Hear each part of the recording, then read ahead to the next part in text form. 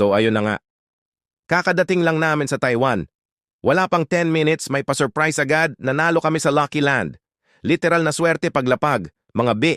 Amin na ito, simula pa lang to ng adventure. At ayun na nga, bumiyahe na kami papuntang hotel. Chill lang, tanaw-tanaw sa paligid, tapos unti-unting nare-realize nasa Taiwan na talaga kami. Sobrang excited ng mga bata lalo na si Empress naghahanap ng kidzuna sa Taiwan. Nag-check-in na kami sa Hotel Riverview. Maganda yung location, tapos ang room, simple pero comfy. Sakto sa pagod naming travelers. At ayan ang banyo, malinis ang bowl nila, may heater plus may bathtub na na-enjoy ng mga bata. Yung kama super comfy at makapal din ang mga blanket nila. Plus makikita mo ang view sa labas pero mas maganda lalo to sa gabi. Kasama nga din namin ang BFF ni Janine na si Sarah, naka-BFF ring pa sila. Pagkababa pa lang ng gamit, tara agad sa Ximending. Ang daming tao, ang daming kainan, ng saya ng vibe. Siyempre, unang food stop, Xing Fu Tang.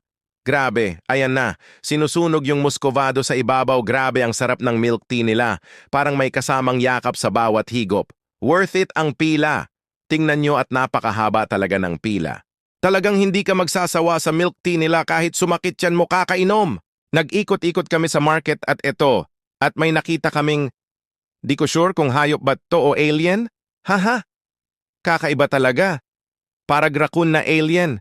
Pero teka, ito talaga ang highlight. Nakakain kami ng steak sa halagang 200 NTD lang. Diyos ko, parang nag-upgrade yung street food experience namin. Tapos may cheesy mais din. Di ko na nga alam anong tawag doon, pero ang sarap niya. Creamy, cheesy, satisfying. In the middle of Ximending, may street show pa.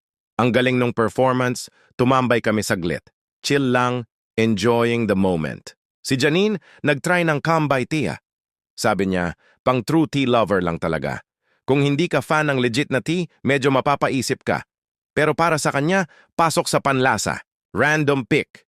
To be honest, di na rin namin maalala lahat ng kinain namin. Basta may makita kaming interesting, kainan agad. Ang hirap mag-video at picture dahil totoo naman na mas masaya ang mga bagay na hindi nahahagip ng kamera. Ganun kasaya at kasabog yung food trip dito. At habang gumagala kami, boom! Nakita namin si Ross Martan.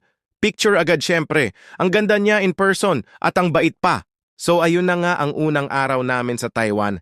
May swerte, may food trip, may show, at may celebrity encounter pa. Saan ka pa? Solid talaga.